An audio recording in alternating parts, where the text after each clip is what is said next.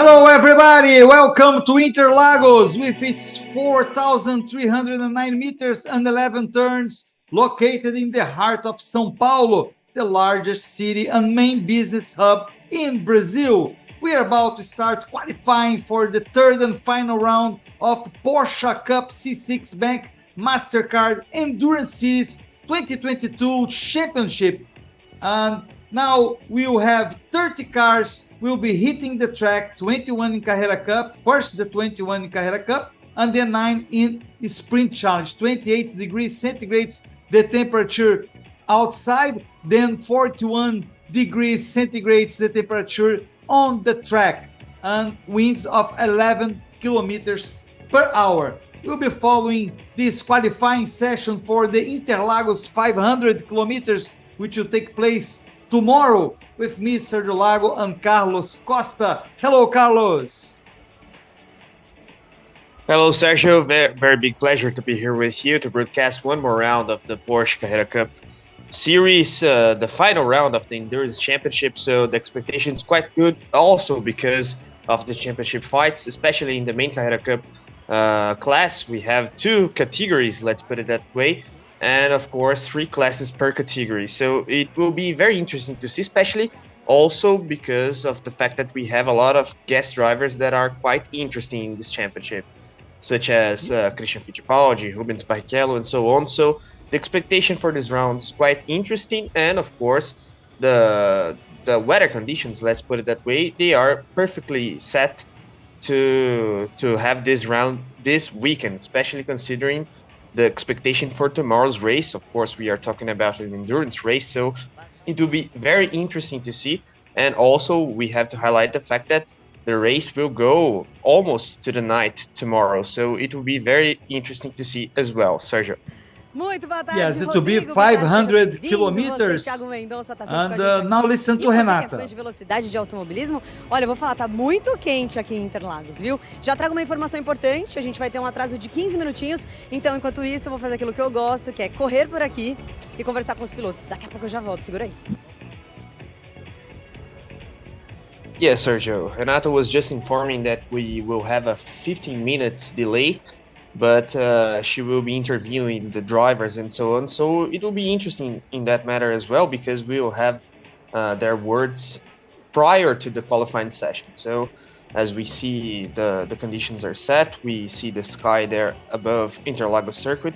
And of course, the build-up to this qualifying session is quite interesting as well, because we all know that it is important, even though, of course, it is an endurance race. So everything can change after the grid is set. But anyway, the expectation is quite good for this session as well, especially considering that we have a lot of guest drivers, such as Galido Osman, for example, that we see in the screen right now, Stock Car Pro Series drivers. So Galido Osman, Nelson Piquet Jr., Christian Fittipaldi, a lot of drivers that a lot of you guys from abroad, such as Rubens, for example.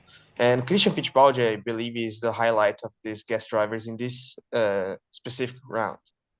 Yes, indeed, Carlos. Christian Fittipaldi, who his last race was in 2019. He raced in the Daytona 24 hours. He finished 9th and he retired. He pretty much retired, but he accepted the invitation from Ricardo Fontanari, who he knows from his early days in karting, to race this competition, this race in the end of the year. Now let's listen to Renato. Voltando a Interlagos agora, participando da Endurance com a gente, mas com uma nova dupla pela primeira vez com o Franco aqui na Endurance em Interlagos, certo? Certo, a primeira vez. Já é a nossa terceira corrida juntos, mas o nosso primeiro 500 km em Interlagos. Então é uma alegria muito grande, porque primeiro Interlagos é minha vida, né? É tudo para mim. Eu estava falando para ele a gratidão que eu sinto aqui. Eu saio do box assim, e aí a casa da minha avó, que era ali entre a curva 1 e 2, é todo um sentimento muito doido assim que passa por mim em Interlagos. Então, poder fazer 500 km, tomara que eu possa fazer os 1.000, os 1.500, os 2.000, os 10.000, porque é muito gostoso estar aqui. E como é que foi essa troca de vocês aqui numa pista que você conhece tanto? Agora vindo pela primeira vez com o Franco, o que você conseguiu passar para ele? Como que foram esses dias de treino? O Franco está muito bem treinado, ele vem numa evolução assim sensacional. Ele fez um ano brilhante só por ele. Eu acho que eu consegui incrementar um pouquinho o pensamento dele com o que o carro precisa. E assim, a gente tá super bem entrosado. Eu e Franco somos família faz muito tempo, né? Então é gostoso ver a evolução dele e essa troca de energia. Então a gente tá lutando por o campeonato de endurance, já que ele já foi campeão na sprint, então tá bem gostoso e redondo. É isso, Franco, contar com uma dupla como essa é para falar, eu quero chegar perto do título ali e garantir a endurance também, né? É muito bacana, o Rubens ele tem uma percepção que é só, a gente escuta ele falar e a gente faz aquela cara de cachorro escutando música clássica, que a gente entendeu o que ele falou, mas não reconheceu na pista. Aí você sai pra pista e você, olha o que ele falou. Agora fez sentido. Isso, então assim, ele tem uma percepção. Ontem eu aprendi um lance dos pneus, que a gente andei um pneu um pouco murcho na última de sprint, ele quebra as bordas, então ele já falou que na freada percebeu, e aí foi me mostrando o pneu, e aí depois eu vai associando, então é um aprendizado constante. E eu queria aproveitar aí, a gente está muito feliz que a gente renovou com a Marte para o ano que vem. E a gente vai fazer endurance ano que vem de novo, eu e o Rubens. Aí. Vai ser bacana para a gente poder aí cada vez evoluir mais. Para mim é um aprendizado o tempo todo. Demais, muito boa essa notícia. Então já em primeira mão para vocês. Bom final de semana, bom quali. A gente vai ficar acompanhando tudo por aqui. Obrigado. É isso aí, com vocês meninos, valeu. Interesting interview there by Renata Diniz. She was talking to Rubens Barrichello and Franco Giaffoni. They are partners in the sport class of the Carrera Cup category. And Franco told us that they will be driving side by side next year as well. So it will be interesting to see this duo of drivers in the 2023 season as well. And Franco Giaffoni was highlighting the technical advice that he gets from Rubens. And it's interesting to hear from Rubens as well, Sergio, because he has a very big history with this track. His grandmother used to live next to the track, and of course, actually quite nearby the turns 1 and 2, as he said. And of course, we have to highlight the fact that even though Rubens has a very big history of Formula One and even Stock Car Pro Series, he hasn't won that much in this track. So it's a particular challenge for him as well, Sergio. And it's also important to highlight the fact that we have this round of the Porsche Endurance Series this weekend, and then next weekend we have the final round of the Stock Car Pro Series, and Rubens is leading the championship as well. So it's always interesting to see a guy that is already in his 50s and is that competitive, because we all know how passionate about motorsport Rubens is. So it's very interesting to see him alongside Franco. And of course, we have to highlight the fact that Franco has won the championship in the sport class of the Carrera Cup category in the sprint challenge, in the sprint championship as well, Sergio. Yes, exactly. It's always very interesting to watch Rubens Barrichello performing. He has been racing with Franco this year, right? It's a new duo. They started competing together this year and in the Porsche Cup. And while the drivers wait there, we will have to see, Carlos, what's going to happen, because you have 2 qualifying sessions for each category. First for the Carrera Cup and then for the Sprint Challenge. And there will be a combined time of both drivers. There will be the regular driver, the driver who disputed the championship in the first session, and the guest driver in the second session, with a few exceptions. There are a few exceptions there, because depending on the skill level of the driver who is driving as a guest driver. But overall, it will be this situation, and we'll soon be starting that. We'll see now Franco Giaffoni, who is preparing to go into his car. He's going into his car, so he prepares for the start of this session. Yeah, interesting that you mentioned that, Sergio, because the drivers that have the worst, let's put it that way, balance of performance, they will be driving first. So the regular drivers and then the guest drivers. But in the case of the trios that we have, such as, for example, Christian Fittipaldi, Caio Collet, and so on, they will be driving after their teammates, their car mates actually. So that's pretty much how it works in this qualifying session. Of course, it's quite different from the sprint championship because we don't have two races per weekend. Of course, it's only one race and they are all amalgamated in this grid. So it will be interesting to see in that matter as well, because you have the regular driver and of course the guest driver, and they have to be close to each other in terms of lap times. It doesn't matter if you are very fast and your teammate is quite slow. They have to be quite close to each other in order to have good grid position. So it's also an interesting factor of this qualifying session of the Porsche Endurance Championship. Yeah, we've seen that in Goiânia, right? That sometimes one of the drivers was very fast, but the other Rodrigo? was slow, so that didn't help at the final qualifying time. In the championship, overall in the Carreira Cup essa dupla aqui já tem muita Alceu história. Feldman, Guilherme Já correu Salas, várias e várias lead vezes na with Endurance. 122 Fontanari points. e Matheus Let's Iório. listen Mas to Renato. aí, vocês quiseram chamar alguém pro trio, assim, um peso pesado, né? A gente resolveu reforçar, né? E como a gente tem um amigo grande em comum, que é o Zé Mário, eu tinha conhecido o Christian, tive a oportunidade de andar com ele de kart, né? E ele humildemente aceitou o nosso convite para vir dividir o cockpit com a gente nessa Endurance. É isso, então a gente tá falando do grid estrelado, eu tava tentando fazer aquele suspense pra revelar ele apareceu aqui. Christian Fittipaldi, e aí? Como foi receber esse convite, aceitar, tá aqui? Como tá sendo essa experiência? Não sei, eu tava deitado assim em televisão, daí toco o telefone há uns 5 dias atrás. Vamos correr? Vamos, né? Vai fazer o quê, né? Ficar em casa assim em televisão não dá certo. Não, e daí no fim a gente conseguiu acertar tudo. Queria agradecer bastante o apoio da Pit Stop também, que está junto conosco, mas enfim, eu tenho certeza que a gente vai se divertir bastante amanhã, vai ser muito bom. Claro, agradecer o Fonta, o Matheus, estão me ensinando, estão me dando todas as dicas. Eu acabei conseguindo andar um pouquinho ontem. É claro que o piloto está sempre reclamando, né? Como você sabe disso, né? Então eu nunca andei o suficiente, gostaria de ter andado muito mais, mas faz parte da corrida e o mais importante é que amanhã a gente tem 4 horas e meia pela frente. É isso, uma corrida muito longa. Obrigada, Christian. E aí, Mateuzinho e Iório, como é que tá do lado aí dessas feras? Tudo certo, graças a Deus. Feliz de estar mais uma vez aqui tendo essa oportunidade com pessoas do bem que a gente ama muito e feliz em conseguir estar entregando o meu trabalho. A gente fez um treino bom agora antes do quali, conseguimos sentir bem o carro, a experiência que o Christian tem passado pra gente, mesmo sem ter muita experiência no carro, tem sido fundamental.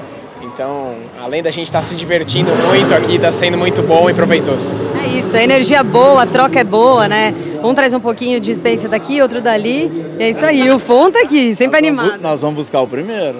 É isso aí, vamos lá, obrigado, viu? E eu confio, viu? Porque a vontade aqui é caroeira na bananeira. Obrigada, meninos. Com você aí, Rodrigo. Funny interview there with one of the trios that we have in this endurance round, Ricardo Fontanari, Matheus Iório, and Christian Fittipaldi. We first heard from Ricardo Fontanari. He was highlighting the opportunity that he has to race alongside both Christian and Matheus. Then Christian was interviewed, and it's interesting to point the fact that he was semi-retired, let's put it that way, as you said, Sergio. So he hasn't raced since 2019. It's quite a lot of time, but of course he's a very experienced driver in his career overall, let's put it that way, a former F1 driver, a lot of title wins in the IMSA, but anyway, he's new to this car, but Matheus Iório was highlighting the fact that even though he's new to the car, his experience is already being felt. But anyway, Christian joked a bit about the invitation that he got from Matheus and Ricardo Fontanari. He said he was watching TV and then the phone call came and of course he couldn't refuse. So it will be very interesting to see a former F1 driver such as Christian Fittipaldi in this endurance round as well. Sergio. Yeah, and you said Christian, he was in Formula One, but he was in Indy too. He competed in prototypes for INSA, for Rolex Sports Car Series. He competed in NASCAR. So he is one of these drivers who competed in almost all categories. So this just adds to one more to himself. There we see Miguel Paludo, and preparing to go to the track, and the drivers are already hitting the track, Carlos. So we'll see now, remembering that the drivers to enter now are the regular drivers, as a general rule are the regular drivers. There are a few exceptions. I believe there are one or two exceptions, but overall there we saw Miguel Paludo. And then we have the car 99, who is being driven by Jeff Giassi. This is a duo. Carlos, that does not compete in the regular Porsche Sprint, in the Sprint Cup, for the category. They compete just in the endurance series. It's just Jeff Giassi and Nicolas Costa. Yeah, it's interesting that you highlighted that, Sergio, because it's an extra challenge for them. As you said, they don't compete in the sprint championship, so they don't have that much of contact with the car compared to their rivals of the class at the category. So it's always interesting to see how these guys perform, considering the fact that they are racing three rounds per year, actually, because we had Termas de Rio Hondo round in Argentina, opening the Endurance Championship, then Goiânia, and now Interlagos. So it's always interesting to highlight that. And of course, we have to talk about Jeff Giassi as well, because he's a former sim driver. So he's actually beginning his career in real cars, let's put it that way. And he's performing very well already. He's fighting for the championship in the main class of the Carrera Cup Endurance Championship as well. So we have to highlight that. And of course, it's always interesting to see these guys that don't compete in the sprint championship and are competing in endurance championship, as you said, Sergio.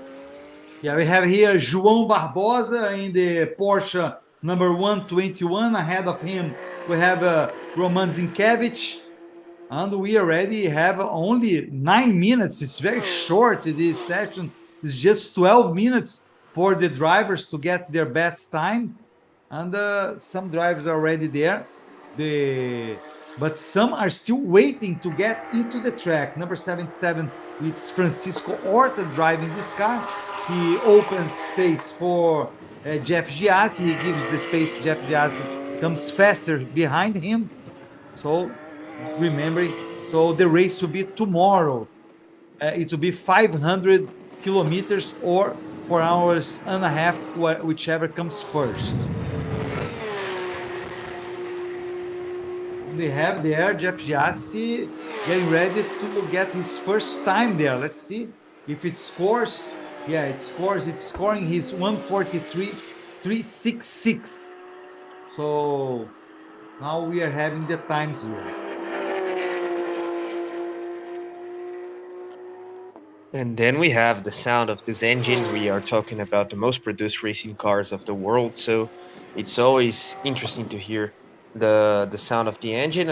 And of course, we have to highlight these layouts, these designs that we have in the Endurance Championship, Sergio, because of course we have very interesting layouts in the Sprint Championship as well, but considering the fact that we have only, let's put it that way, 3 rounds in the Endurance Championship, we always have something interesting in the matter of design. So this 99 car, for example, is quite beautiful, and of course a lot of different colors. So the scheme of the design is always something that we have to take into account in this Endurance Championship, Sergio. Yes, up to this time, Adroado Westheimer is the fastest car. Bruno Campos is second with the Porsche number 23. Then we have Alceu Feldman in number 1. This is Ricardinho Mauricio. He has been 3 times Stock Car Pro Series champion. He is competing. He is a regular. He's not a regular of the category, but he's a regular of the Porsche endurance races. He's not a regular for the Porsche sprint races. So we see always him there. He's a racer also. I would say, Carlos, he competes in many categories. He's a racer. That's the best definition for him. Yeah, definitely. And when we talk about Ricardo Mauricio, it's always interesting to highlight the fact that he has been a member of the Red Bull Junior team. So he has worked alongside Helmut Marko and these kinds of guys. So he has experience in single-seaters in Europe. And of course, in GT cars in Brazil. And of course, as you said, a three-time champion of the Stock Car Pro Series. So one of the most accomplished drivers that we have in our country. Leo Sanchez has the best time at this point. Then Gustavo Farah and Roman Zinkiewicz. Then we have Carlos Ambrosio. These are the top four up to this moment. Adroaldo Weisheimer is fifth. He was first a while ago, but we still have over 5 minutes to go. And I believe, Carlos, the fastest drivers didn't hit their best times yet. The Enzo Elias, actually, Enzo Elias is not participating in this session. Enzo Elias is participating in the second session. He's one of the exceptions that I mentioned that he doesn't compete in the first session, even though he's the regular of the sprint races in Porsche. He drives with Adroaldo Weisheimer. Yeah, and Enzo Elias, of course, is the champion of the main category and main class of the sprint championship. So he's one guy to watch. But anyway, as you said, we don't have that much of lap times. Let's put it that way. We have 1:37.082, Jeff Giassi and Nicolas Costa. But if we look into the final practice session, we had Guilherme Salas and Alceu Feldman setting a lap time with 1:35.8. So there's still time to come, as you said, Sergio. It will be interesting to see how this qualifying session unfolds because theoretically the track will be better and better and better.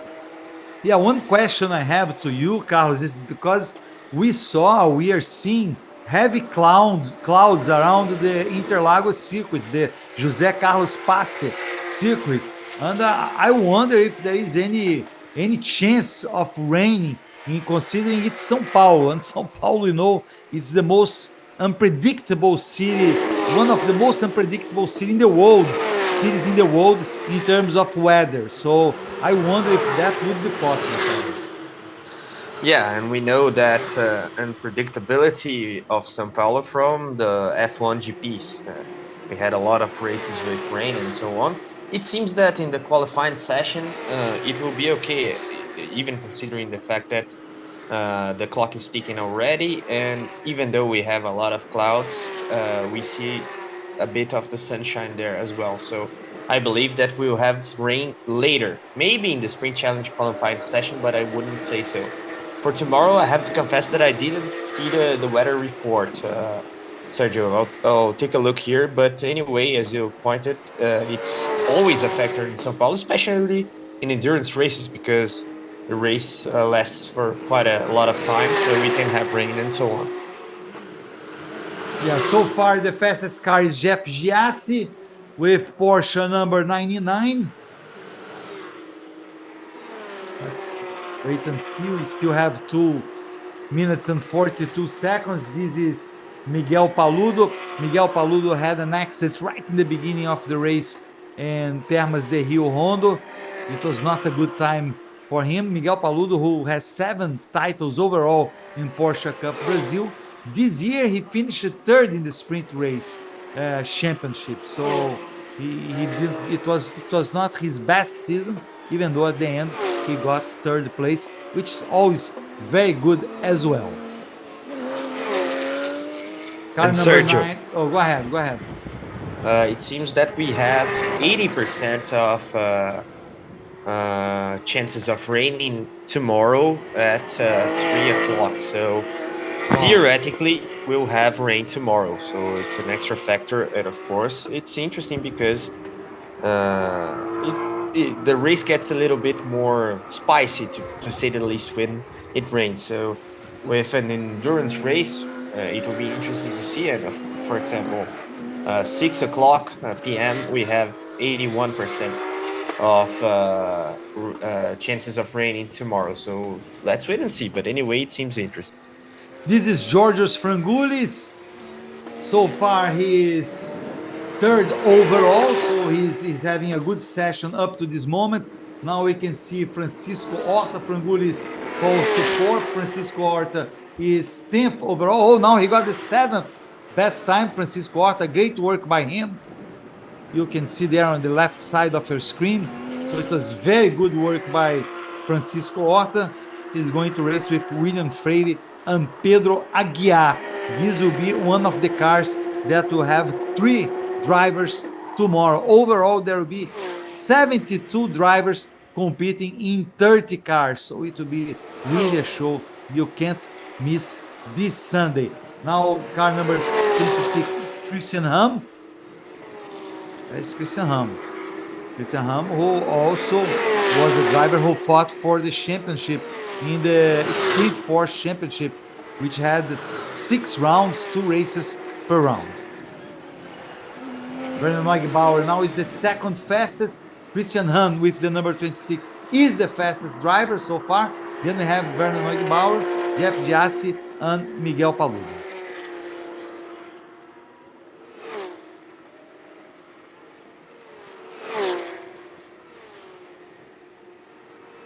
Nice to see there, Sergio, even though it's quite early. Jeff Giassi, Nicolas Costa, as we pointed, drivers that don't compete in the Sprint Championship, but they are ahead of the pack and ahead of Miguel Paludo and Denis Girani. So it's something that we have to highlight as we see Ricardo Zonta there. Yeah, they just right now they have the best time up to this moment. Yeah, Ricardo Zonta, who also raced internationally, he was in Formula One, and now he races for the Stock Car Pro Series. The other drivers are already preparing. We're at the end of the session. You see, that's the car for Werner Neugebauer. Werner Neugebauer so far is second in the session.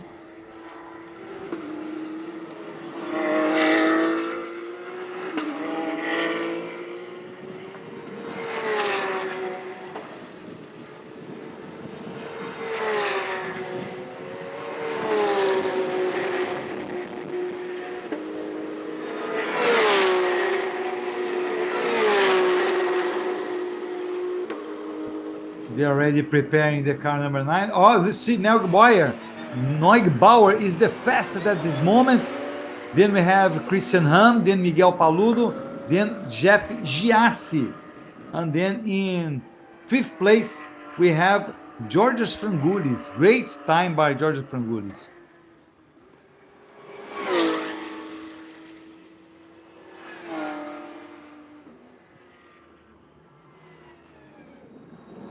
We're getting to the end of this session. Uh-oh. Yeah, This smoke's not good. This smoke's not good for Alceu Not Feldman. at all. Not at all. And especially considering that we are talking about one of the duos that are spearheading actually this championship. Alceu Feldman and Guilherme Salas, they are actually leading the main class of the Carrera Cup Championship. So let's wait and see. But it doesn't seem that it is a reliability issue that will prevent them from racing or anything like that. Yeah, it's important to know that Porsche Cup is a one-team category, so they have reserve cars. We have reserve cars for the drivers in case there is a mechanical issue or any problem, even if there is an accident during the qualifying, if the driver hits heavily the car, if the car can't be fixed for the race, there will be reserve cars that can be used by the drivers. So in that sense, that's not a big concern for Alceu Feldman. Not at all. And we see that they have a puncture actually in the right rear, I believe, Sergio. Denis Girani will take charge of this car in the second session. Rodrigo. That will be for the guest drivers. Agora eu tô aqui com o Zonta, que fez aquela expressão assim, que a gente ficou na dúvida, né? Ele tá assustado ou ele tá aliviado? Have Renata with Ricardo Zonta. Zonta. Então, agora é minha vez. O Werner virou um ótimo tempo, né? A gente conseguiu pegar uma vantagem para o segundo colocado. É claro que agora é a média dos dois, né? Então, tentar virar o tempo dele para um pouquinho melhor, para tentar manter ali a chance da pole. Vamos com tudo. Bora pro carro então, que o Werner já chegou. Valeu, obrigada.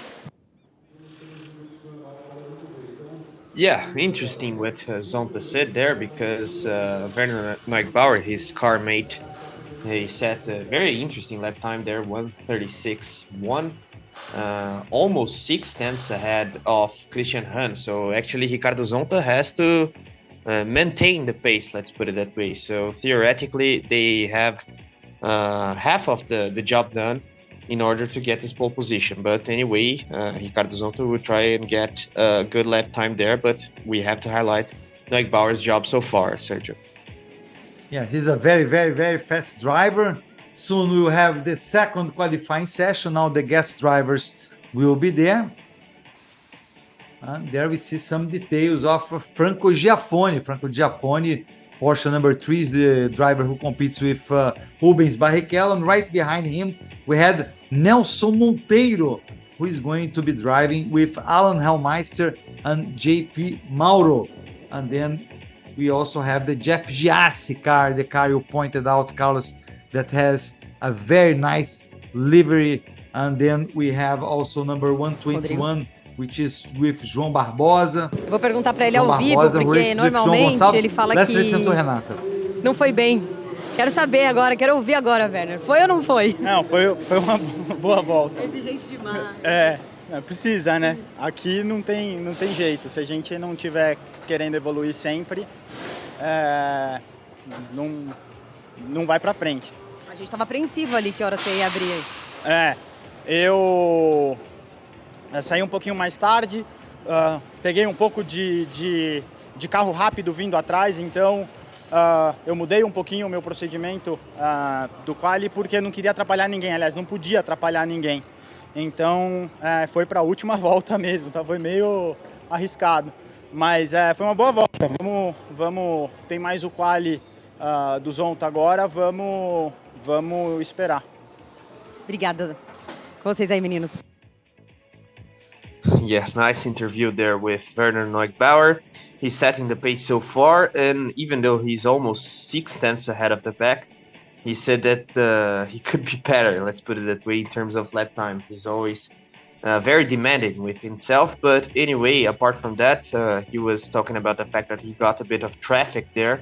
So actually his fastest attempt was the last attempt, so he was able to get a good lap time even though he got a bit of traffic in the track. But Werner Neugbauer, as you said, Sergio, is a very fast driver. He's fast, always fast straight away, and good qualifying session from him so far. Race tomorrow on Saturday will be at 3 p.m. local time. Then it will be 6 p.m. GMT or 1 p.m. US Eastern time. So this will be the time the hour will be here with you to follow the race. It will be 500 kilometers.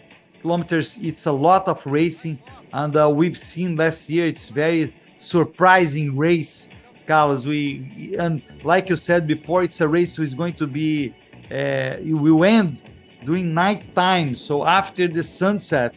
So although probably it won't go to the 4 hours and a half, probably to go over sunset, and it will be very interesting to see these drivers competing after the sunsets.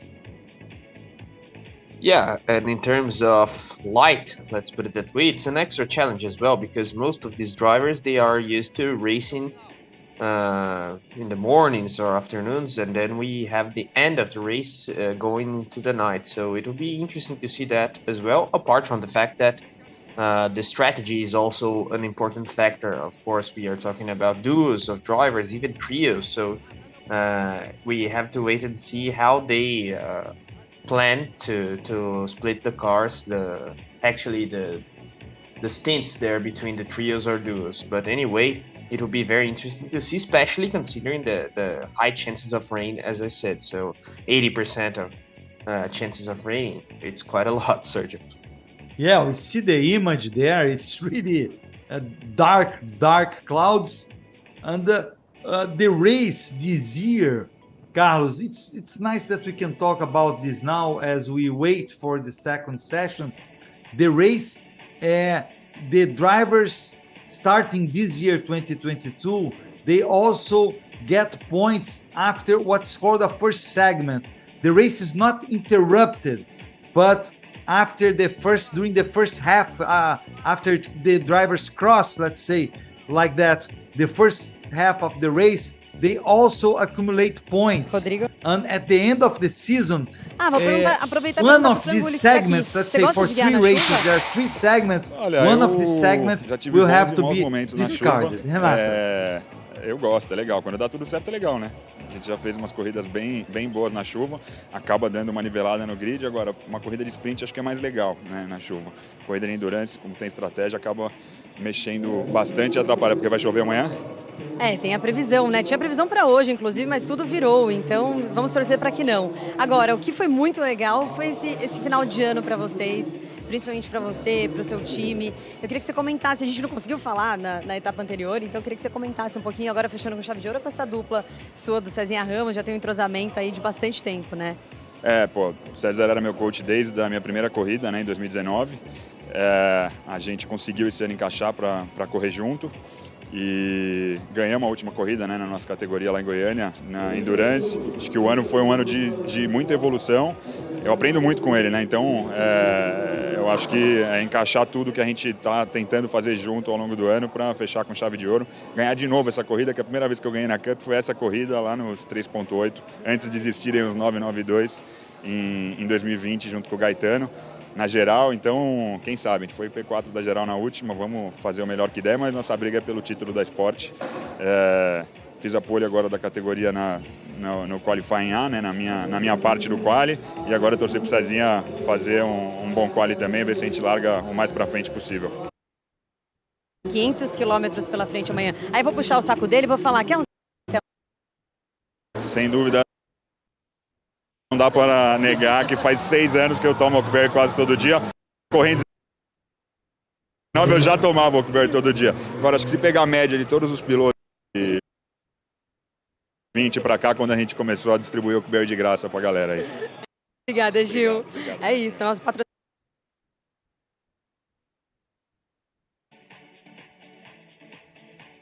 Yeah, we heard there from Georgios Frangoulis that is being partnered with actually César Ramos, so interesting duo as well. César is one of the main drivers of the Stock Car Pro Series. Georgios was celebrating the fact that he's been able to race alongside César Ramos. He has been his coach for a while already. They are friends as well, and they won the last round in the Endurance Championship. So it's a duo to watch, and of course he was celebrating his personal record in terms of endurance racing in Interlagos. So it will be very interesting to see, and of course he was celebrating this opportunity and talking also a bit about the weather forecast that we were mentioning, Sergio. So Renata asked him about the chances of raining tomorrow, and he said that it's a tricky situation because, of course, raining in an endurance race, it's an extra challenge in terms of strategy because, of course, they are splitting the car. But let's wait and see. It will be interesting to see, especially if it rains tomorrow. Some cars already hit the track. First car there is number 99. Once again, he is one of the first to hit the track. Now is being driven by Nicolas Costa. During the first session, it was driven by Jeff Giassi. Let's see what he can do now. Now it will be now that we'll have the second driver competing. Remember, when we have 3 drivers, only 2 drivers still do the sessions. And there you see the hit in the car of Werner Neugebauer, he who partners with Ricardo Zuni. But we have now. Vocês ouviram, tá bonito aí, hein? Vem falar com essa dupla que não vai pra pista tão já, daqui a pouco, na Challenge. Carbone e Sadak Leite. Deixa o Carbone comentar, que vocês estão tendo um resultado muito legal. E eu queria que você comentasse como é que está sendo a evolução do Sadak. O Sadak é a terceira corrida dele da vida que ele vai fazer hoje. Ou seja, ele tem uma evolução muito boa. Ele está andando no nível de quem já está andando aqui há 2, 3, 4 anos. Então ele vai dar muito trabalho ainda para o pessoal. Ele aprende muito rápido, tudo que a gente fala para fazer ele faz. E como estamos liderando o campeonato, então tem grande chance de terminar o ano numa boa. E aí, vai ser a primeira de 500 quilômetros. Você está empolgado, está ansioso? Estou muito feliz, muito contente.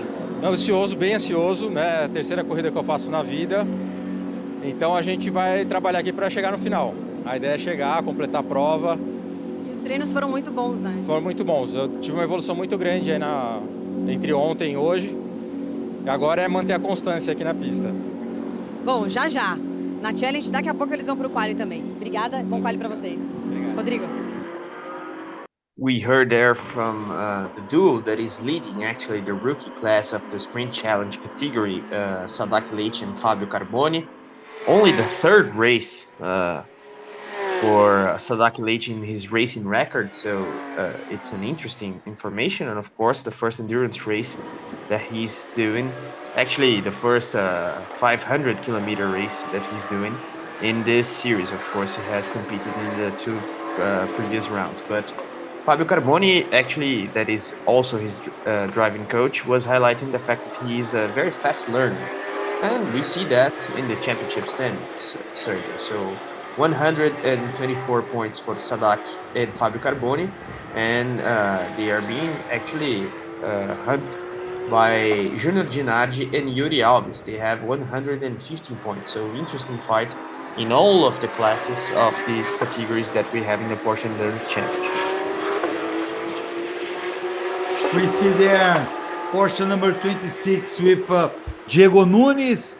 He is racing with Christian Hahn.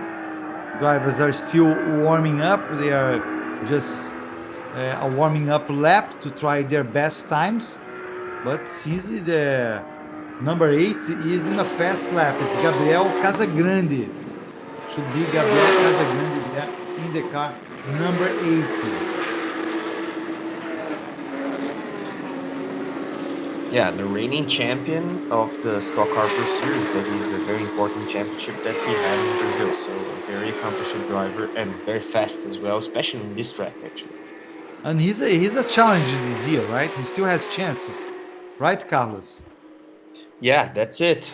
Gabriel Casagrande is fighting for the title in the Stock Car Pro Series. Actually, he's the third in the championship standings, if I'm not wrong.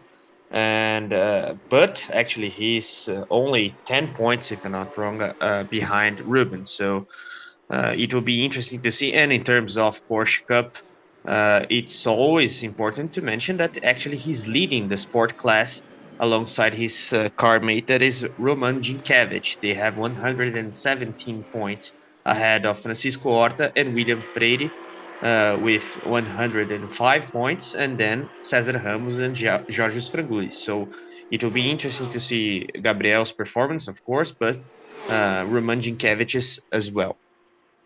We saw there car number 85 from Eduardo Menossi, Pedro Brasil. Pedro Boelzio is the one driver of the car right now, and Sergio Sete Câmara. It's been penalized, has been penalized for exceeding the speed limit going out of the pits, in the pit lane. So they will lose their best time. Their best time will be nullified because as a penalty for what they did. So that's not good for car number 85. Yeah, not at all. But when we talk about the car number 85, we have to highlight Sergio Sete Câmara's appearance in this series. Former reserve driver in Formula One, also former F2 driver, and currently driving in the Formula E Championship. So he's one of the most accomplished drivers from Brazil, driving internationally in this moment. So it's always interesting to see these guys racing in the Porsche Cup championships, especially in the endurance one. Of course, we have a lot of guest drivers, and they are able to compete because it's only, if we can say so, 3 rounds. But Sergio Sete Câmara is definitely one of the highlights of this round.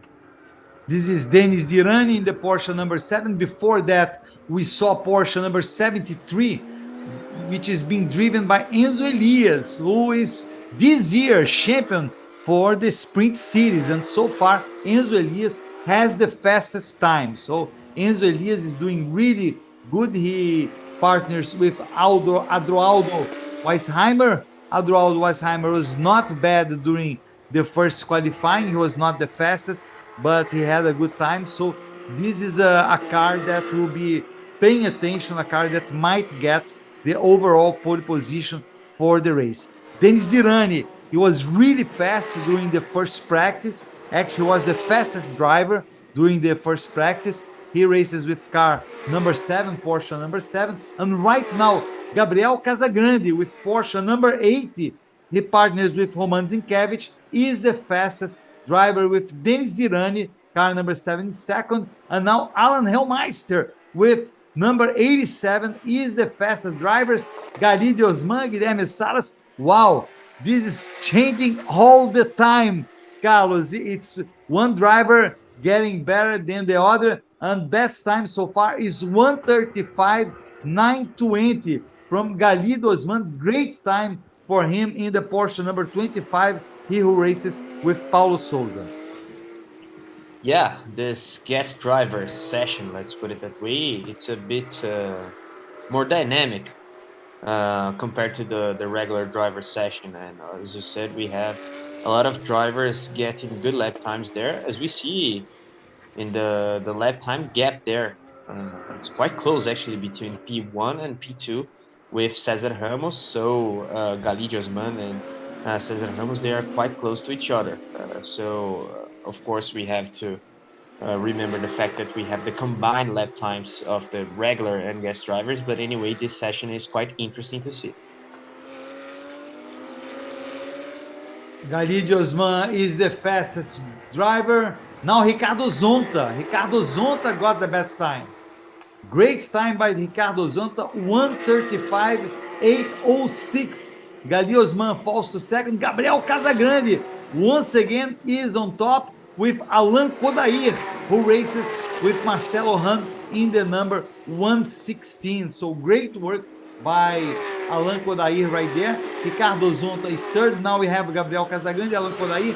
Gui Salas in the Porsche number 1 is third best. Rubens Barrichello gets the fastest time. Wow, it's changing all the time with 1 minute and a half to go, Carlos.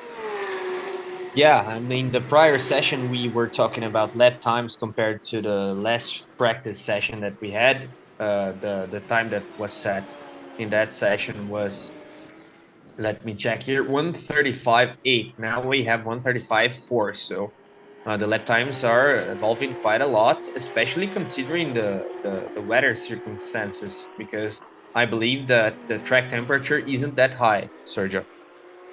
Yes, and the top 5 cars are under 1:35.8. And the 6th best time, Ricardo Zonta, is 1:35.806, followed by Suzuki with 1:35.807.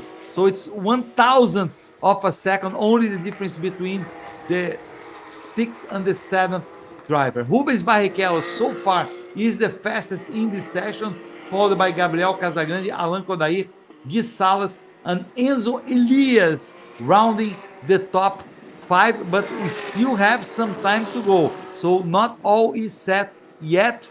And we see here a little problem there. Oh, look at touch during qualifying. Wow, that's incredible. With the cars of Rafael Suzuki, number 70, and Gabriel Casagrande, number 80. Two great drivers. Actually, exactly. But it's quite unusual to see a touch in the qualifying session. So we can assume that Rafael Suzuki was expecting maneuver there from Casagrande, and Casagrande didn't see Suzuki. But anyway, we have to celebrate the fact that the touch wasn't that strong. So they're both able to keep racing in this qualifying session. And of course, rivals in the Stock Car Pro Series as well.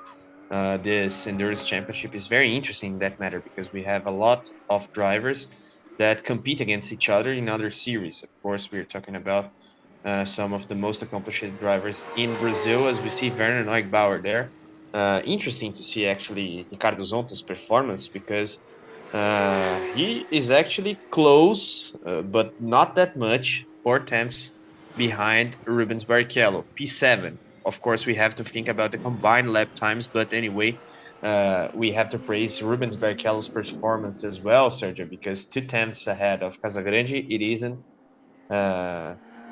something that we can forget. It's quite a lot of a gap, and we are talking about 2 drivers that are competing for the Stock Pro Series title, and actually both Zonta, actually Barrichello and Casagrande, they have a very interesting situation in the Porsche Endurance Championship as well. And it's interesting that both Neugbauer with that races with Ricardo Zonta and Ruben Barrichello and Franco Giaffoni, they all have the same sponsor. And they did really, really well. It's Porsche's number 3 and Porsche number 8. So we see there, apparently Neugbauer got the pole position. Great work by him. Great work by Zonta. It was enough to give him the pole position. Yeah, and we have to praise Werner because his lap time was good to the point that even with the P7 from Zonta in the guest driver session, they were able, with the combined lap times, to get this pole position. And we are talking actually about a very strong duo. They have been racing together for a while. And Werner is a very aggressive driver, very fast driver. And of course, we don't have to talk that much about Ricardo Zonta, former F1 driver and FIA GT world champion. So the level of the grid is also one of the things that we have to highlight in this series, as we see there. Car number 80 of Gabriel Casagrande penalized with the loss of his best lap time because of the incident that we saw.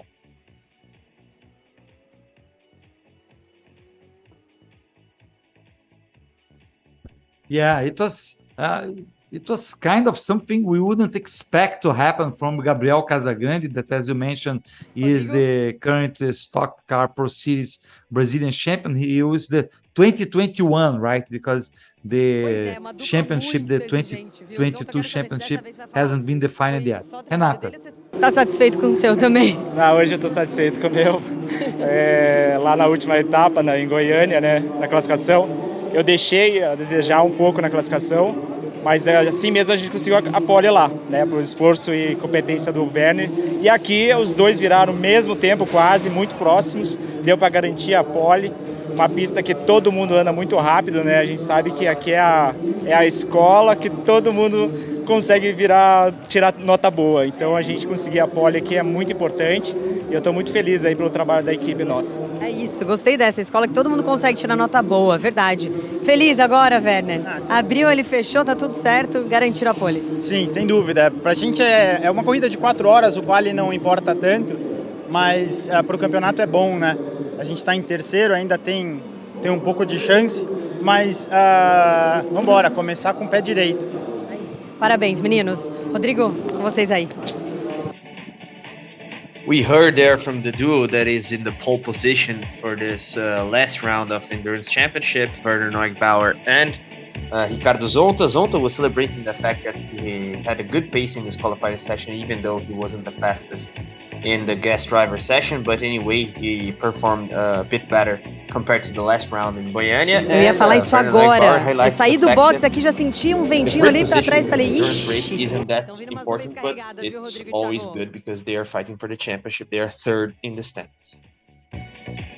This is scary, Carlos. These dark clouds there are really scary. Let's wait. Now we'll have the qualifying session for the sprint challenge. The sprint challenge will have 9 cars overall. We had 21 cars for the Carrera Cup. The sprint challenge will have only 9 drivers, 9 cars, not 9 drivers. It will be 4 in the overall sprint challenge, in the main sprint challenge, 1 in the sport class and 4 in the rookie class. So it will be something really, really interesting to see. Josimar Júnior and Sergio Ramalho in the 777 are the only ones in the sport class, while we saw there the car 2 from Júnior Dirade, Dinardi and Yuri Alves. And now we see the car from Sadak Leite, that we saw the interview with him, that he's the other driver that goes with him, says he's improving really, really a lot. Fabio Carboni, the driver who races with him. Yeah, and as you said, the weather situation is a concern. I said earlier that the qualifying session for the Carrera Cup Championships wouldn't have rain, but now, as you said, the clouds are quite dark, and let's wait and see. But I believe that we won't have rain, even though it's 2 sessions for the regular drivers and the guest drivers, Sergio. Yes. We will start the Sprint Challenge qualifying soon, right now. So we have a green flag finally for the Sprint Challenge. I think they are accelerating the, the, the agenda there, Carlos, because of that rain. Because, you know, if not, the cars will have to change the tires and everything. So hopefully we'll be able to finish this qualifying session without rain in Interlagos. O melhor tempo, a melhor volta Let's do listen to treino. Rubens Rubinho, você falou Barrichello tudo e já Renato. antes, né? Que Interlagos é muito especial. É muito especial. Eu me sinto uma gratidão no peito, né? Eu nasci literalmente do outro lado da rua mesmo. Morei em 3 casas aqui em Interlagos e a última é aqui na frente. Então eu me sinto em casa e assim eu tenho essa coisa de gratidão mesmo, sabe? Eu saí, o carrinho tava bom e você só ouve aquela vozinha, só faz aquilo que você gosta. Só vai. Foi muito boa. A voltinha foi perfeita, adorei. Obrigada, querido. Rodrigo? Yeah, we heard there from Rubens Barrichello once more mentioning the fact that his family used to live close to the track, and he was celebrating the fact that his car was good, so he only had to drive, and that's something that he does very well. And we saw there actually Rubens setting the pace. He was 2 times faster than his competitors. So if we can say one thing, Sergio, is that Rubens is undoubtedly the fastest driver today, at least. Yeah, and he certainly will be a challenger tomorrow for the overall victory with Franco Giaffoni. It's a long race, and you know how experienced Rubens Barrichello is, even though there are other great drivers on the track as well. And also the drivers for Porsche Cup, the regular drivers, of course, they are the more professional drivers and the professional drivers, right? And then there are the other drivers that are just gentleman drivers. Number 2 was penalized with the loss of the best lap, again with excessive speed, leaving the pit. So it's the second or third time today that we have cars being penalized by that, which drivers should pay more attention, Carlos. Yeah, definitely. It seems that they aren't paying that much of attention, and theoretically, it's quite simple not to do that. But Junior Gennardi and Yuri Alves, they have this penalty. Of course, it's quite an important penalty because they lose their best lap time, and when we think that the grid is set by the combined lap times, of course, that is a major blow for them, even though they are not leading the championship and so on. But anyway, they are quite close to Sadak Leite and Fabio Carboni, for example, in the rookie class. Actually, only 9 points between these duos, so it will be a blow for them in terms of championship retention as well, even though it is, of course, an endurance race, so the grid position isn't that important. But anyway, as you said, Sergio, the drivers should pay a little bit more of attention, especially considering the fact that it isn't the first time in this qualifying session. We see the car for Nelson Marcondes. Nelson Marcondes is driving now in the Sprint Challenge. We have the regular drivers first, again, the same as in the Carrera Cup, and then the guest drivers will get in the car after in the second qualifying session. The same way as the Carrera Cup, we have 2 12-minute qualifying sessions, first with the regular driver and then with the guest drivers, as we see number Eamon Darwich with number 555 passed by Marcondes, but of course Marcondes is still preparing to race, to try his best time. Yeah, and Nelson Marcondes is the leader of the main class of the Sprint Challenge category. He has 127, that's it, points alongside Renan Guerra, and 7 points ahead of Ayman Darovic and Sergio Jimenez. So the championship fight is quite interesting in this class as well, the main class of the Sprint Challenge Championship. And it's always important to highlight, you said that already, Sergio, but we have the segments in this endurance championship of 2022. So the strategic battle is always very important, and we saw that in the first round, if I'm not wrong. I believe that Christian Han and Diego Nunes, if I'm not wrong, they were leading because of the segment. So this fight is always interesting to see as well.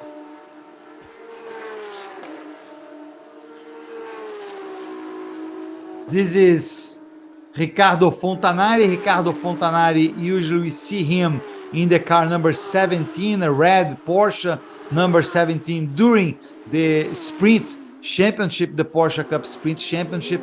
But in this race, he races with number 34 because number 17 goes to Leo Sanchez, who races with this number in the Carrera Cup. So Leo Sanchez got the number 17.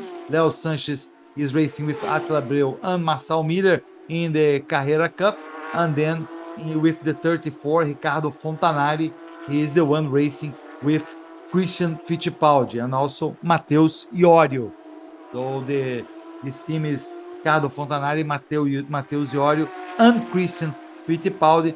They are competing for the Sprint Challenge. Now we have the car from Josimar Jr. We saw before, Carlos, the car for Nelson Marcondes. Nelson Marcondes was the runner-up for this year's Sprint Challenge Championship. He finished behind Raijan Mascarello, who is not in this race. Raijan Mascarello was the champion.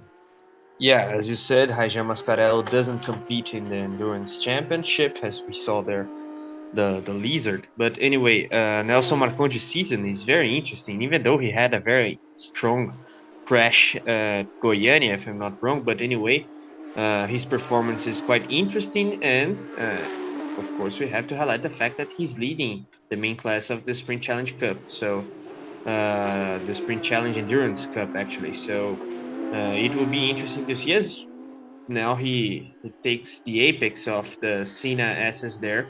And the duel that he has actually is quite interesting as well, because of course the level of his driving and Renan Guerra as well, that is very accomplished driver coach in Brazil. Actually, it's a very interesting duel there, because of course the level of consistency is something that is very important, especially in endurance races, Sergio. Of course, the grid, as even Werner Neugbauer and Ricardo Zonta said, it isn't that important because the race is quite long. So consistency is something that we get from Nelson Marcondes and especially Renan Guerra, as we see there an issue with car number 14, if I'm not wrong. André Gaidzinski. Yes, André Gaidzinski, exactly. André Gaidzinski, that so far has the 14th, seventh best time. Best time so far is from Ricardo Fontanari. Although it says Nelson Abultaif in the car number 14. And the gaps there between the lap times, Sergio, they are quite big compared to endurance, actually Carrera Cup Championship. So far we have Ricardo Fontanari is the fastest driver, then Ayman Darwich, then Nelson Marcondes, Josimar Jr. and Carlos Renault. So Ricardo Fontanari is doing a great job so far, putting his car ahead. That's very good for Christian. I'm very curious to see how will Christian Fittipaldi driver tomorrow, because I'm a very big fan of him, you know. He's a great driver. He's a very nice person, I would say. He's really cool driver to interview. He's always with in high spirits and everything. And we can't forget he's the son of Wilson Fittipaldi, the brother of Emerson Fittipaldi.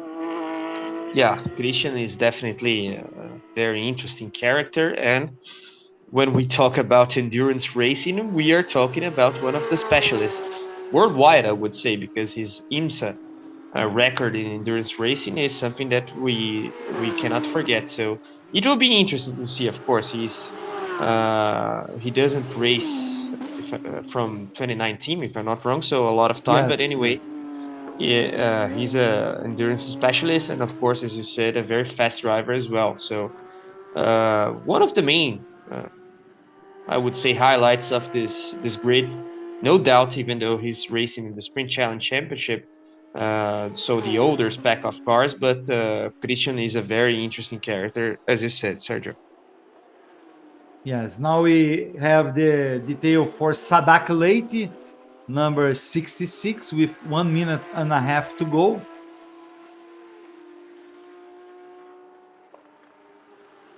So that's Ricardo Fontanari there. I think it's Ricardo Fontanari. No, Yes. he already left his car. He is already happy with his time. So far, he is the fastest, 1:39.342.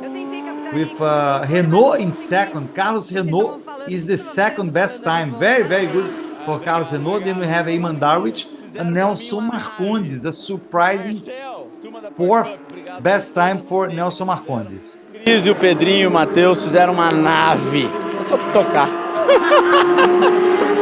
Esse é o Fontanari. Com você aí, Rodrigo.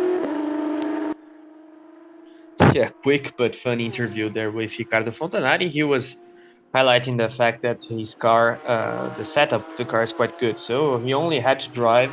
And of course, he's quite pleased with his performance, leading the pack 1:39.342 and almost 2 tenths ahead of their rival. So interesting performance from the trio so far, even though, of course, Fittipaldi won't be qualifying, won't be racing in qualifying, because then we have Matheus Iori. We have Carlos Renault there. Carlos Renault so far has the second best time in the Porsche 145. So great work by Carlos Renault. He is going to race with Luis Razia, which is also a great driver, Carlos. And Pedro Costa will be the third driver for car number 145. Yeah, you mentioned Luis Razia. He's almost a former F1 driver. He was actually announced by Marussia, if I'm not wrong, for the 2013 F1 season. I believe that's 2014, but maybe 2013. But anyway, a guy that was very fast in the GP2 series. So it's always interesting to see these guys racing in this endurance championship. And of course, he's way younger than Christian Fittipaldi, but he was semi-retired as well. So he's a one guy that is coming back to racing, and of course, we all know how fast he can be. And that there we see his car that he's splitting with. Let me check here. No, car number 145. Yeah, with Carlos Renault and Pedro Costa. Yeah, it just set the time of 1:38.971. Carlos Renault was the only driver who got a time under 1:39. And he was waving. He was almost 4 tenths of a second faster than Ricardo Fontanari. So great effort by Carlos Renault with number 145. I will see the driver still trying to get a good time. This is Eamon Darwich. Eamon Darwich so far has the third best time. But I think he's already returning to the pit, so he's not going to try one more time. And then after this session, we have this final session of today. Although it seems that's raining. Let's listen to Renata. Meio fortinha. Não era para estar chovendo. Tudo bem que segurou até agora, né? Até agora. Vamos ver.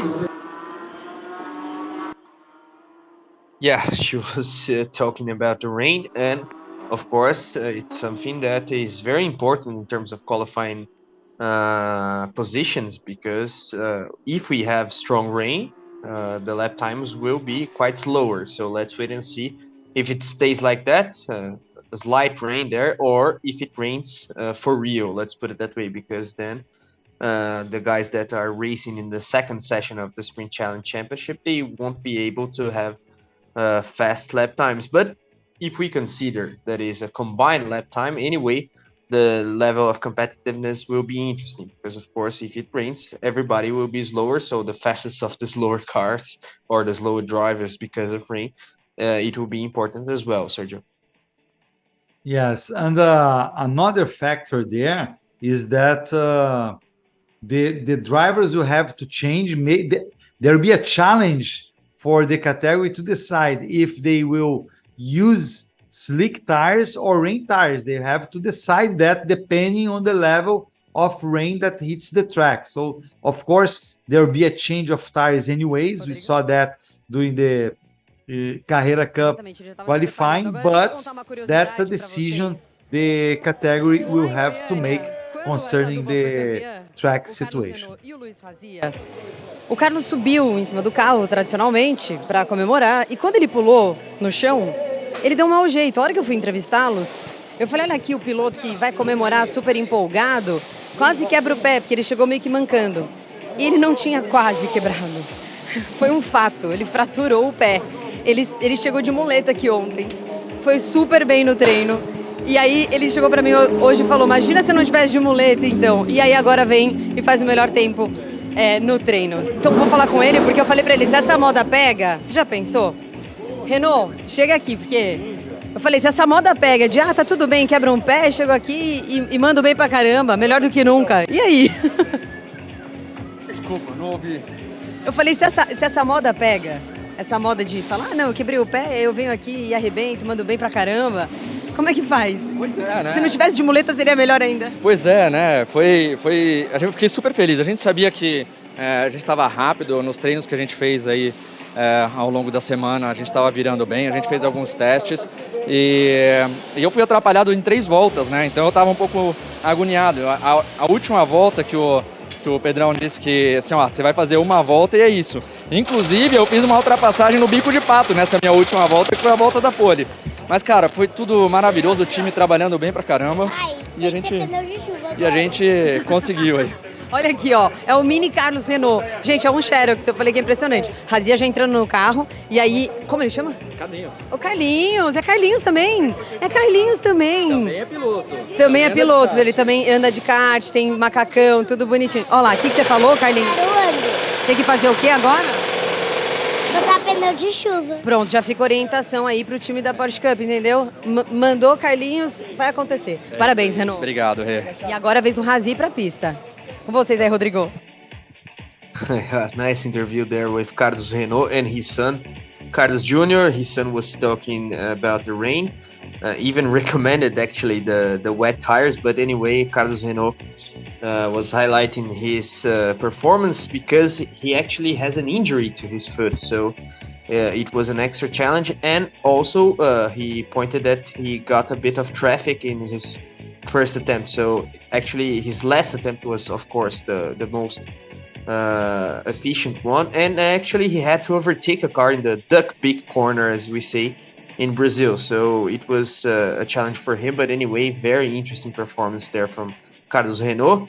Nice interview with his son. And now Luis Azia is getting to the car, Sergio.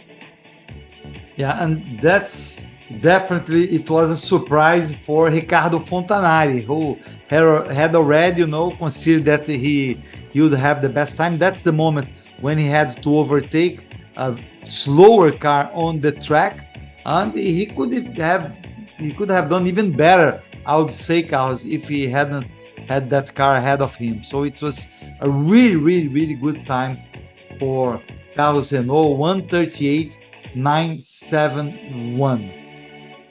So he was around 3.5 seconds behind the best time from Rubens Barrichello, which, considering the car from Rubens Barrichello has more power, it's Rubens Barrichello that we're talking about. I consider, Carlos, that's a very, very good time by Carlos Renault. Yeah, as you said, this Sprint Challenge Championship, they have the older spec of cars. So from that itself, the gap in terms of lap time is considerable. But anyway, he was quite close, as you pointed, Sergio, especially considering that it's Rubens and the level of knowledge that Rubens has in this circuit. So we have to highlight Carlos Renault's performance, no doubt about it, and Rubens as well, as we see some images of the previous qualifying session, and now we have the guest drivers. But I believe that it isn't the situation for wet tires yet, Sergio. We don't have that much of rain, but anyway, the guys, the drivers, they will know better than us. Yes, Carlos Renault was the fastest time. He was followed by Ricardo Fontanari, then Eamon Darwich. Nelson Marcondes got the fourth time. Josimar Júnior. Renan Guerra já está no carro, preparadíssimo para sair para a pista. Isso eu bem conheço o Nelson Marcondes, não ficou feliz com o resultado, né? O que você acha que faltou ali, Nelsinho? Não mesmo. Nada feliz. A pista esfriou demais e eu acho que faltou uma sensibilidade minha de pedir para a gente mudar um pouco o acerto, principalmente na barra traseira e asa, que eu acho que o carro ia se adaptar melhor com a temperatura bem mais fria, né, do que foi nos treinos hoje, durante o dia. A gente tinha tudo para ter ido melhor, assim, mas o carro realmente não encaixou como a pista estava agora. Uma pena, né, e ficou um pouco longe. Vamos ver o que o Renault vai conseguir fazer para a gente conseguir largar um pouquinho mais na frente. Obrigada, Nelsinho. Valeu. We heard there from Nelson Marcondes. He wasn't happy at all with his performance, and he was highlighting the fact that now we have a lower track temperature compared to the previous free practice session. So he wasn't able to set up the car, and he's actually blaming himself because of that. But we have an endurance race tomorrow, so they have the conditions to improve in terms of position, of course, climb the pack a bit. But anyway, Nelson wasn't happy at all with the result. Of course, he was fourth in the main sprint challenge champion class, actually, but the last of the class, because he was behind Eamon Darwich, Sergio Jimenez, Ricardo Fontanari, Iorio, and Fittipaldi, and Renault, Razia, and Pedro Costa. So it wasn't a good qualifying session for Nelson Marcondes, Sergio. Yes, he was only ahead of the drivers that are from the sport class and for the rookie class. Remembering, race to start tomorrow at 3 p.m. local time. Will be on air before, right, Carlos? Will be around 2:30. I'll confirm a little bit. We'll have on the... We will be in the race 3 p.m. local time. It will be 1 p.m. Eastern time and then 6 p.m. GMT. Yeah, and 4.5 hours of racing. So we can expect a lot of things. And of course, that's why the qualifying session is important, but not that much compared to the sprint championship. Of course, we have short races, let's put it that way, with the sprint championship, and now 500 kilometers in this São Paulo round of the endurance championship. We had rounds at Goiânia circuit, and prior to that, Termas de Rio Hondo, Argentina. Ele me deu uma luva de presente na última etapa. É porque ela tá com frio. Ele falou, já é um primeiro passo para ser piloto, olha que maravilha. E aí, Totaro veio nos visitar para fechar com chave de ouro. Estou ajudando o Carbone e o Sadak lá. Vamos ver se eles têm chance de ser campeão, tomara que eles sejam, né? Que legal. Tá na torcida. Tá bom, tô na torcida. A gente quer te ver no grid em 2023, Totaro. Se Deus quiser, vamos estar aí de volta. Então tá bom. Obrigada, querido. Com vocês aí, Rodrigo. Yeah, nice chat there with Paulo Totaro, driver of the Sprint Championship, and he is advising some of his friends, Sadak Leite and Fabio Carboni. And of course, he had some health issues this year, but Renata was saying that he has to be in the 2023 grid. But Paulo Totaro is a great character, and it's always nice to see him in the paddock. It's a very funny guy and a very sympathetic guy as well, Sergio. Yes. Carlos, I have the combined times for the Carrera Cup now. So Werner Neugebauer, as we said, is going to be the pole position. Car number 26 with Christian Ham and Diego Nunes was the second fastest. Then we had car number 70 with Lucas Salles and Rafael Suzuki. They combined with the third best time. Then we had car number 1 with Alceu Feldman and Guilherme Salas. And then car number 88 with Jorge Frangulis and Cesar Ramos. So this will be the top 5 drivers starting the race tomorrow. And the 6th driver will be Miguel Paludo and Denis Girani with the car number 7. Yeah, and we see that most of the drivers, actually all of them, they are changing tires now. Of course, the track is a bit wet, even though it isn't raining that strongly, but we had this delay, let's put it that way, between the 2 sessions of regular and gas drivers in the Sprint Challenge Championship, so it was time enough for the track to be wet, and now they are changing to the wet tires. Let's see the lap times. Of course, the gap will be considerable, but the level of competitiveness will be for sure very interesting to see. But extra challenge for these guest drivers as well. Some of these guys, they aren't racing the whole season. Of course, the Endurance Championship has 3 rounds, but the regular drivers, most of them actually, they are racing the Sprint Championship as well. But of course, it's not the case of the guest drivers, even though some of them are very experienced drivers, such as Fabio Carboni, for example. Yes, and I don't remember, Carlos, correct me if I'm wrong, one race this year that we had under rain. Did we have a race? I don't think we had any race under rain in either... I don't remember as well.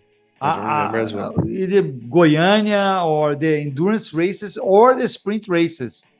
We didn't have. So it will be a challenge for the drivers, both now and tomorrow, for sure, that we have this, this possible rain that's going to happen on Saturday. Renata. Chegou e tá bem molhado por aqui. Yeah, Renata was saying that the track is quite wet in this moment, so the change of tires is something that is very important in this moment. But I agree, Sergio. I don't remember having races with rain this year. In the Endurance Championship, that's for sure. We didn't have. In the Sprint Championship, I don't remember having races with rain as well. So considering that we have 80% of chances of rain tomorrow, it's quite a lot, and it will be very interesting to see. And of course, the safety issue is a concern as well, because of course it's a higher risk when we have rain. But anyway, the expectation is quite good in that matter as well, because it's an extra challenge, and we can see a lot of overtaking, change of positions overall throughout the whole grid. Speed at pit lane is 50 kilometers per hour. Eu chamei, ela falou assim, tô trabalhando. Não, só queria aproveitar que eu estou falando de você. Tô trabalhando mesmo. And the exit as well, so they exceeded Renata. Pra gente. Deixa eu só tirar seu cabelo. Que inclusive o Rubinho estava usando, eu já vi vários pilotos, porque após o nosso quali vai ter jogo do Brasil. Ó, o Paludo também tá usando, todo mundo aqui, ela distribuiu a camiseta para todo mundo. E a galera tá usando, a gente queria agradecer agora ao vivo para você. Obrigada, imagina, foi com muito carinho e a gente adora automobilismo, mas também tem que torcer pro nosso Brasil, né? É isso, uma família, vai estar todo mundo aqui assistindo junto. Obrigada, Ci. Volta aí pro trabalho, hein? Gaidzinski, olha lá, tá de olho. Rodrigo. Nice chat there with André Gaidzinski's supporter. And of course, when we talk about support, we have to remember that we have a World Cup game today with Brazil facing Cameroon. So, of course, a lot of people are dressed with the Brazilian national team shirt, as we see there, Miguel Paludo also dressed with Brazil's colors. And after the qualifying session, then everybody will stop and watch Brazil's game. Sergio. And his boss there, Rick Brandt, is also his sponsor, right? The owner of the Brandt company, Mr. Rick Brandt, is also with the Brazilian flag. So that's very, very nice of him. And Rick already has a very strong relationship with Brazil. So that's something that makes sense, Sergio. Yeah. So we are waiting for the authorization for the drivers to hit the track. Of course, we are in a little bit of a delay, so the cars can be prepared, so everyone is sure that the cars are okay. Everybody with tires changing tires. And remembering we have 9 field cars. There are 9 cars in the Chamei. Eu voltei challenge. aqui para esse box, encontrei o Renata. Nasser, o André Gaidzinski. Quem tava dentro do carro é o Gabriel Robi. Eu achando que a Cindy tava falando com o André que tava dentro do carro, falei, manda bem, André. Quando eu vi, falei, não, Renatinha, você se confundiu, essa chuva tá dando uma atrapalhada aqui, mas tá tudo certo. E aí, eu quero saber como é que foi a formação desse trio. Conta pra gente, Nasser. Essa formação começou em Goiânia, a gente trocamos ideia e tal, e não era para dar certo, e depois no final deu tudo certo, né, André? Final... É, isso aí, a gente estava inclusive sem parceiros e imaginamos que ia ser só eu e o Nasser e acabou aparecendo o Gabriel e aí formou um trio. Aí tá muito legal, o clima tá muito bom no box desde os treinos e agora a primeira parte aí do treino, tem que dar os parabéns, né, pro Nasser que ele fez o P2, né, então a gente está bem encaminhado. Começaram com o pé direito mesmo, né, Nasser? Começamos com o pé direito dessa vez. Dessa vez você vai me entrevistar lá em cima. Aí, ó, a responsa. Estamos trabalhando para isso, eu estou em terceiro no campeonato, eu posso ser campeão esse final de semana, tá muito legal. É isso, o Gabriel agora vai fazer a parte dele, né? Isso aí, na chuva, né? Vamos lá, vamos trabalhar para isso. É isso, obrigada. Rodrigo? Yeah, we heard there from André Gaidzinski, Nasser Aboutaif. Of course, Gabriel Hobby is already inside a car. André was joking about the fact that his job is quite tricky because of the rain, but anyway, they were talking about the setting up, let's put it that way, of this trio. It wasn't supposed to happen due to schedule issues, but they were able to race together, the 3 of them, and now we have the green flag for the final session of this qualifying for the São Paulo round of the Porsche Endurance Championship. Sergio. Yeah, we'll have 12 minutes, 11 and a half now.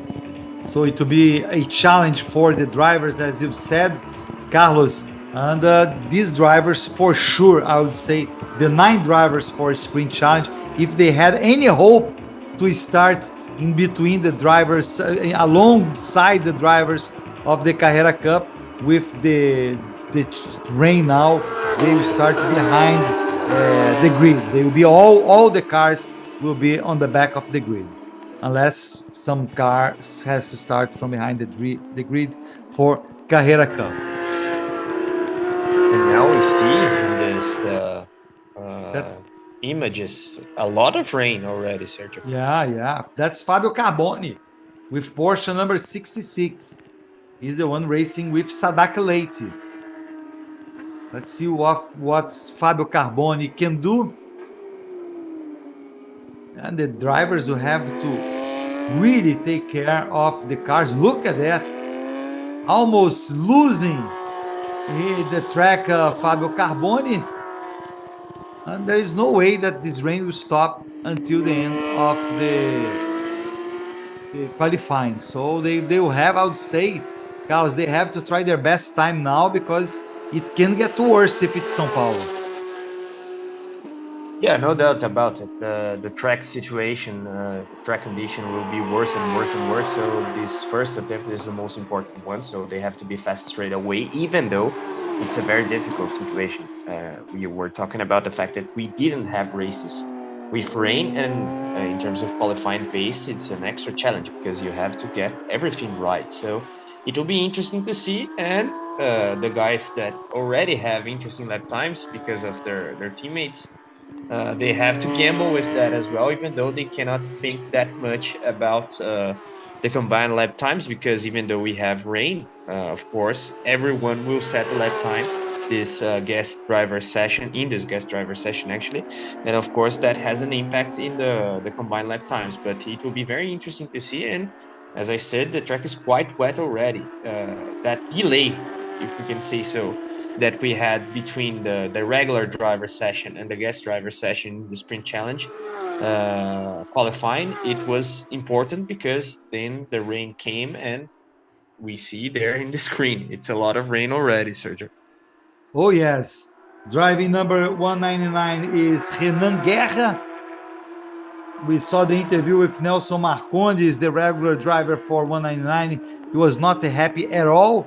He blamed himself on his, let's say, worst time among the top drivers, the drivers who just compete for the sprint challenge, not in the sport class or rookie class.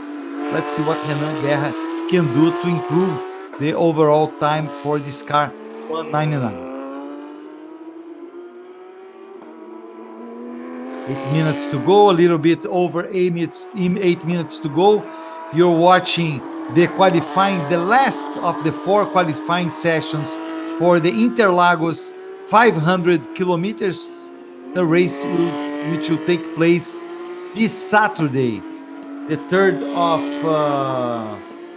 December in Interlagos, São Paulo. Our transmission will start 2:30 p.m., which will be 5:30 p.m. GMT or 12 noon, 30 minutes US Eastern Time.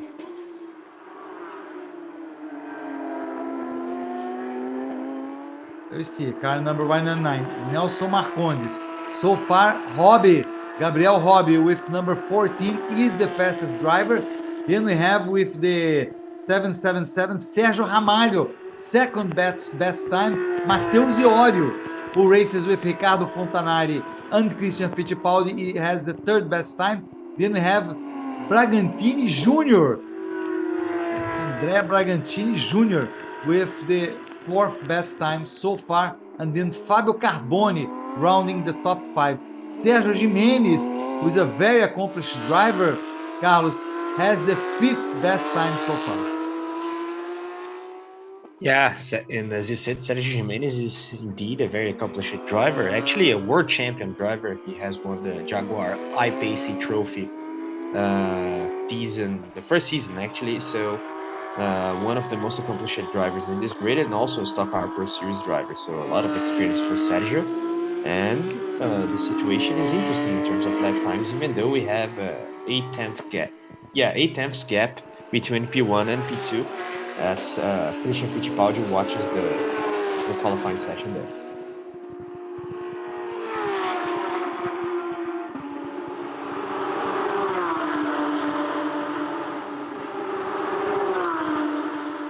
Ricardo Matheus Iorio is in the number 34. Oh, look at that. And this is Gabriel Hobby. Gabriel Hobby was spinning with number 34. It took too long, Carlos, for one car to lose the track there, and that was Gabriel Hobby, as the conditions are really difficult. Yeah, now we can say that Christian Fittipaldi got rid of this challenge. Sergio, of course, he's a very accomplished driver, but coming out of retirement with this weather conditions would be quite a challenge. And of course, Gabriel Hobby spun there, but he's a very accomplished driver as well, has raced in the Stock Car Pro Series for a few rounds. So we see that indeed the situation, the track condition, actually it is quite tricky, and it is indeed very wet. I don't see if it's raining heavily there, but it was enough to get the whole track. Actually, we don't have a racing line that is dry or anything like that. The whole track is wet, Sergio. Yes, this is Sergio Ramalho now with the Porsche 777. He races with Josimar Jr. Sergio Ramalho has the 3rd best time at this point. Gabriel Hobby, even though he lost his car there, he is the fastest so far with 1:46.448. So he's around 7 seconds slower than the fastest time during the dry conditions. So they are keeping pace. The second driver there is Sergio Ramalho with the 777. He got the 2nd best time now, and he has 1:46.941. So a difference of half a second to the first in the session, who is Gabriel Hobby.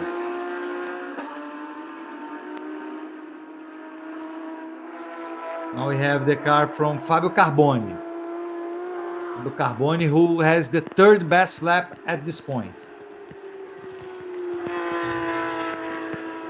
And it's funny that Hobby spun, but he has the fastest lap time, and with a good gap for Josimar Jr. and Sergio Ramalho there. So almost 5 temps, it is quite a lot, as you see Luis Razia there struggling with the wet conditions in the track.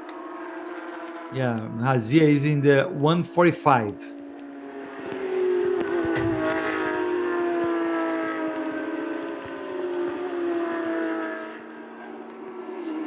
You see Razia again. Razia so far is the 8th best time, so he's not doing well up to this point. Let's see if he can improve his time. Races with Carlos Renault. Carlos Renault, we saw before, Carlos Renault watching the performance of Razia. And Razia hasn't been able to improve. He's the 8th best at this point. And it has to do better, Carlos, if this car is going to have the pole position for the Sprint Challenge race. Yeah, the gap is quite big there. He's P8 and almost 1 second and 4 temps behind the pace setter. Let's see his lap time now. But the good thing for Renault, Razia, and Costa is that Renault had a very interesting lap time there in the first qualifying session of the Sprint Challenge that we saw today. But anyway, the gap is quite big, so Razia has to improve quite a lot, Sergio. Gabriel Hobby is still first. Then we have Sérgio Ramalho, Fábio Carboni, Renan Guerra, and Matheus Ziorio. We keep our eyes on Luis Razia. Luis Razia trying to improve his time. It's not a good time at all up to this point. His best time was 1:47.806, almost 1 second and a half slower than Gabriel Hobby. So it's a huge, huge difference between Gabriel Hobby and Luis Razia. Sergio Jimenez is already on the pits, so I don't think he'll be able to improve his time. He will race with Eamon Darwich.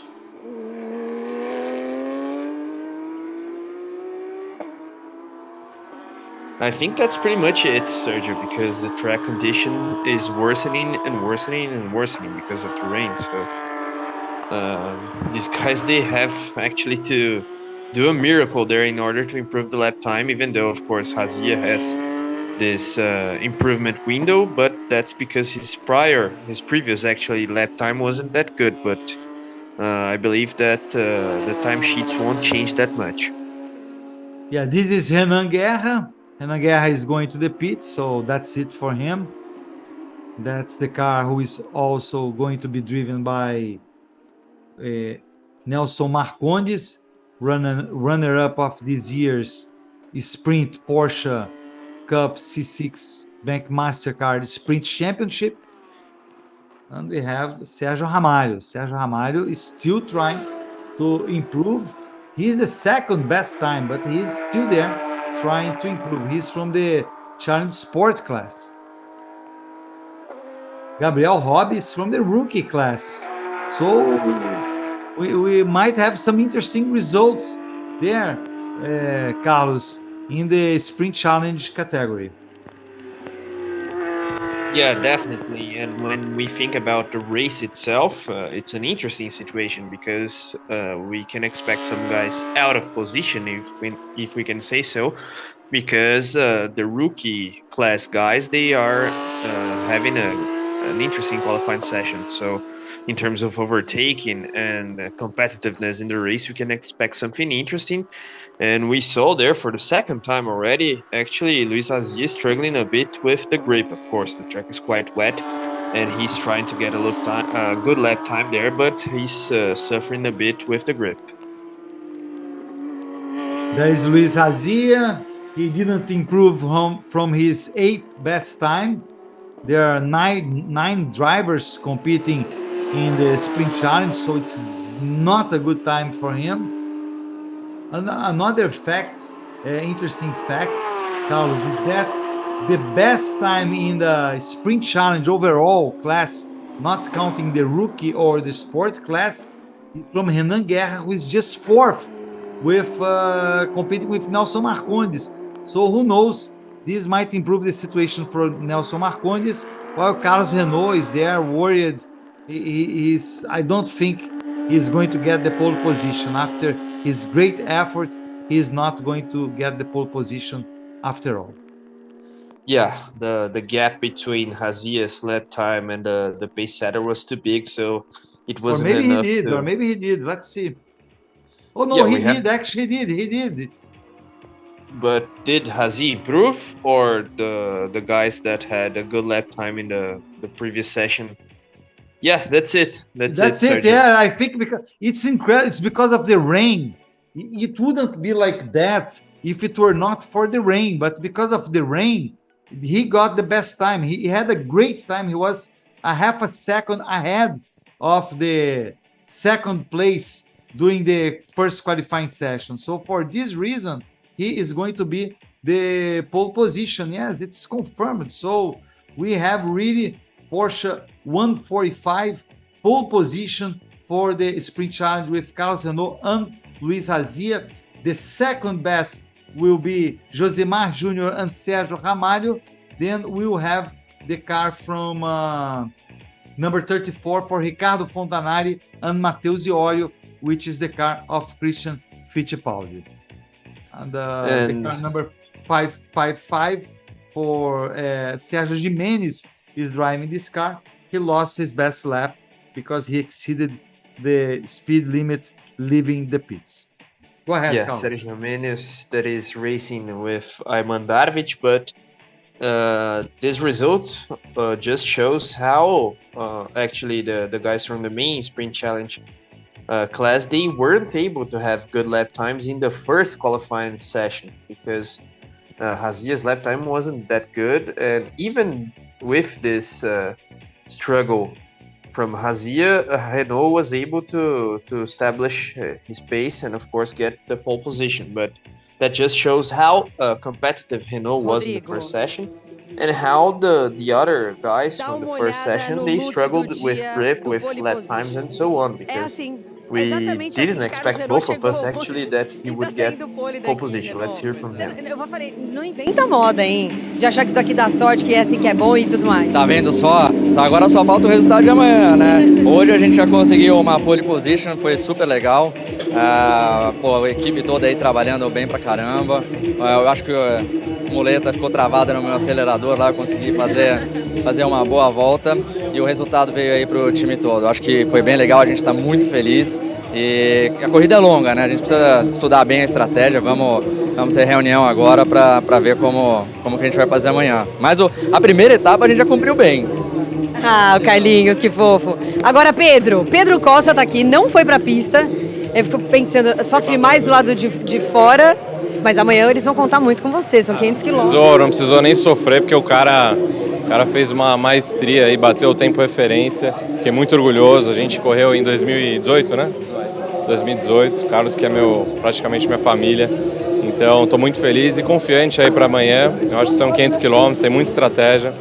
E o bacana é que a equipe está muito unida, a gente está pensando muito nos acertos do carro. Então, acho que eu nunca vi um negócio tão preparado como a gente está aqui hoje nesse final de semana. Legal, Pedro. Que bom ter você de volta aqui com a gente no nosso grid. Razia, chega aqui. Cara, que trabalheira nessa chuva, parabéns. O Carlinhos fez um grande trabalho no seco, a gente vinha com dificuldade de acertar o carro desde quinta-feira. Parece que a gente fez a decisão certa, o Carlinhos foi lá, fez um belíssimo trabalho. E aí com a adversidade eu só queria terminar uma classificação boa, até que tinha uma volta melhor, mas não encaixei, não foi meu dia, foi do Carlinhos, mas ele somou mais do que eu e a gente tá na pole. Foi da equipe, foi do time, não é? Foi show. Se aqui já foi de equipe, amanhã com 500 quilômetros, muito mais. Com certeza, amanhã a gente tem um Pedrinho também que vai contribuir com a gente durante a prova. E se a gente fizer um bom trabalho, pelo menos terminando a prova sem ter nenhum tipo de problema, quem sabe a gente vai estar no pódio de novo lá. Sem pular do carro dessa próxima vez, tá bom, Renault? Obrigada. Sem pular, mas pular deu sorte, né? Aí. Eu falei que ele vai inventar moda, gente. Obrigada, parabéns, meninos. Rodrigo. Yeah, nice chat there with Renault, Razia and Pedro Costa. Renault was joking about his foot injury, but talking about how important the strategy will be tomorrow with the 500-kilometer race. And Pedro Costa was highlighting the opportunity that he has to race alongside Renault once more. They raced together in 2018, if I'm not wrong. And Hazia was actually highlighting and praising Renault's performance, and he said actually that he didn't get a good performance there in the qualifying session in wet conditions. But anyway, the teamwork played out very well, and they are able to start ahead of the pack in this sprint challenge category, Sergio. Yeah, so pole position overall will be car number 8 of Werner Neugebauer and Ricardo Zonta, great position. Then alongside them will start the drivers Christian Ham and Diego Nunes. Second row, we will have cars number 70 with the drivers Lucas Salles, Rafael Suzuki, and Francisco Lara, or Fran Lara, and alongside them we'll have Alceu Feldman and Guilherme Salas. In the sprint challenge, just confirming the positions for that we just saw, the car number 145 from Renault will be the first one, will start first, and the car 777 from Porsche, number 77 from Josimar Júnior and Nelson Ramalho will start alongside them. Thank you very much, you all, for watching here with us, and see you on Saturday at 2:30 p.m. Brazilian time. Thank you.